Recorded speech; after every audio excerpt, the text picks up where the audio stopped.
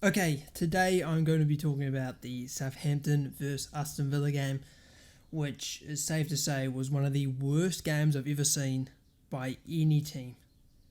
Both teams were shit.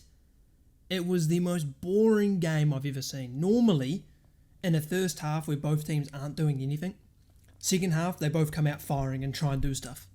No, nothing changed. The second half was just as bad as the first. The subs came on, did nothing. Both teams were shocking. Honestly, the most boring game I think I've watched in a very long time. And that basically sums up the entire game. It was just shit. Both teams were shit. But we'll discuss about it. I will start off by saying this game was frustrating, just for the fact that Villa are struggling. And, as Southampton do, we go there thinking, okay, Villa aren't doing the best.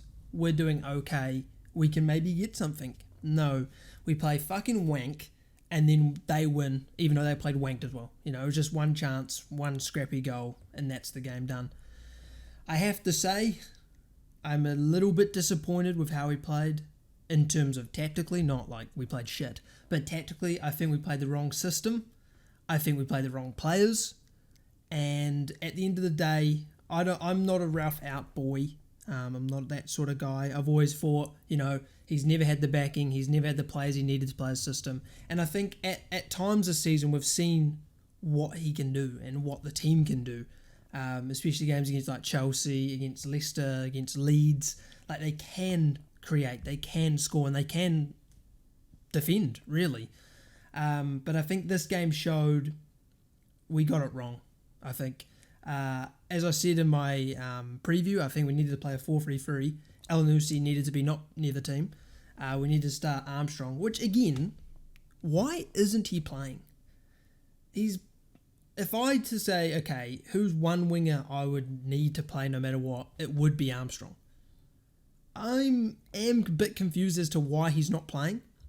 Something must have him behind the scenes, because it's not as if I wouldn't say he's unfit, as he's played off the bench basically every game.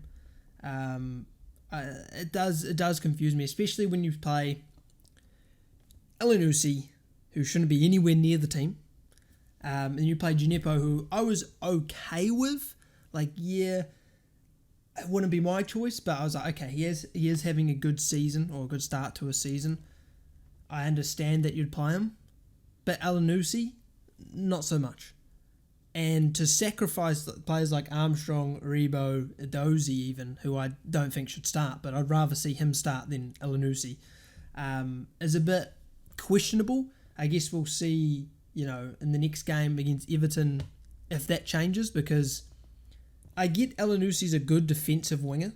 Like, he can do the defensive side of the job, but creativity and attacking-wise is useless. His job, because I'm from memory, he played a 10-ish role, 4-2-3-1, played the 10. The job of the 10 is to pick up little spaces, turn, create, right? That's their fucking job. And every time Elyounoussi found the gap between the midfield and defence, he'd fuck it up. Whether that's a shit pass, shit turn, shit touch, it was shit. And yet he played what, 78 minutes? If I remember correctly, 80 minutes? That was a joke. He should have come off at half-time. We made good subs at half-time, but he kept Elyounoussi on and Gineppo on. No. No. And then he's brought up saying, Ainsley Maitland-Niles has some fucking issues. Well, I'd prefer him just to play anyway, to be honest, because some of those guys are not good enough. Diallo was average. But then again, I think Diallo in a midfield 3 is a lot better. He has a lot more security. But with a midfield 2, no, he's a bit questionable. And I think, obviously, people have been bringing up, Ward-Prowse hasn't been playing well. Well, I agree with that he hasn't been at his best, right? But I do believe that when he has Romeo or he has Lavia, he has a lot more trust in them. And he trusts them to do well with the ball, do well without the ball. But with Diallo, I don't think he has that. And that's why I think he played pretty poor. Because I think, at the end of the day, I would rather have Lavia, defensive mid, and then Ward-Prowse is able to be sort of the box-to-box he's supposed to be. But when Diallo's there, I don't think he can, because he has to be more defensive, because Diallo just isn't solid, and he's gonna fuck it up. And I think that's the reason Ward-Prowse is sort of up and down. I think it really depends on who he plays with, and obviously with Lavia injured, Romeo's gone. Diallo's really the only one. Ainsley Maitland-Niles might be a bit different. He's playing next to him, because obviously Ainsley Maitland-Niles is more experienced, a bit better, and I think he could do the role better, but obviously he has issues or something. But yeah, I think we got the system wrong, played the wrong players. I think, players like Adam Armstrong and stuff, that's fine. I don't really have an issue with him playing. He hasn't been the best, but again, Adam Armstrong, I think, can do something. Elyounoussi can't. And there's a big difference there, because Elyounoussi is genuinely a player you bring on with 20 minutes to go to defend, I think. He's not creative enough, he's not good enough on the ball, and he's not good enough taking on players. He tries to turn and take on a player and just fucks it up, and then we're under the pump again. So we need someone like Armstrong, Ralph, to bring the ball out from the midfield defence area into the attacking third.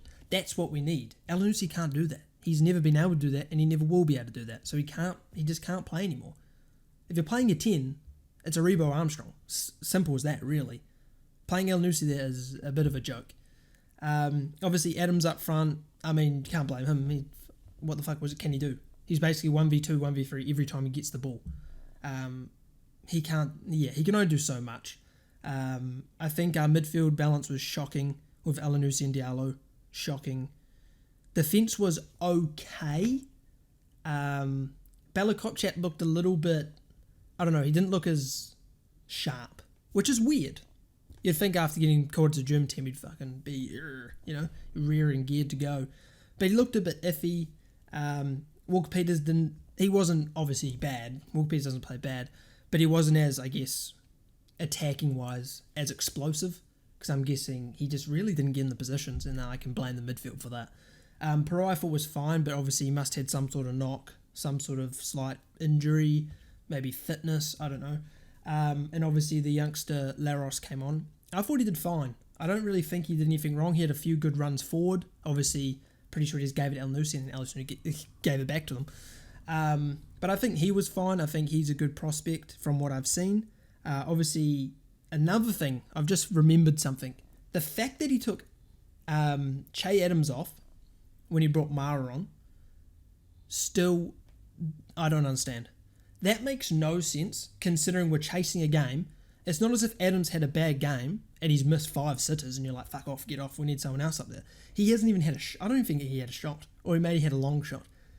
Like, he could have easily stayed in the game and provided us with a target man, instead of subbing him off and leaving Elyounoussi on and Gineppo on.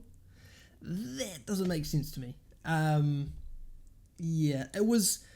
We made a lot of errors, as I said before. Team selection, subs, I think, were good and bad. Like, the fact that he's bringing on those players at good times, fine, but he sort of took off the wrong players. And then obviously the starting lineup was wrong. But I'm still a Ralph, and I think from what I've seen this season, there's definitely potential there. He's finally got players that are not shit. And I do think that, time, maybe this international break will help. Sort of just get Lavia back, get the team sort of, maybe Mara a bit more fit, Adozie a bit more used to the system, Aribo a bit used to the system, and hope that Elyounoussi never plays again. Would be fantastic. But it's a disappointing result. Obviously Villa were better, but we're both pretty shit. So I guess, you take the points. Every team's going to have shit days where nothing works, nothing happens, and they got to win from it. So, you can't fault them for that. They got the 3 points, even though, the game was pretty shit. They got the 3 points, and you can't complain about that. Gerrard stays another day, I guess. But yeah, Southampton were pretty shocking. And I don't get these comments from people. Oh, clearly they're not playing for the manager anymore. I don't know we've got that. Considering, 3-4 weeks ago, we came back against Leicester, had a solid game against United, came back against Chelsea. Like, I don't get where you came back against Leeds as well. I don't know where you're getting that narrative. It just looked like nothing worked. The system wasn't working. The players, it just wasn't happening. That doesn't mean they're not fighting for the manager or fighting for the badge or whatever. That's not how it works. We just played shit. Very shit, really. And obviously people criticising players, whatnot. Oh, I saw some twat on fucking Twitter was like, sell more Browns, we could buy 5 Levias. Have fun finding 5 Levias, you fucking idiot. Like, Levia's like a one-time purchase. You'd struggle to find someone else as good as him at his age for that price. It's one of those signings that, similar to Tino, you're not just going to, not everyone's going to look, they bought Tino for 5 mil, fuck, that's a good deal. We'll find our own Tino. It's not how it works. It's really not how it works. So yeah, there were some dumb opinions.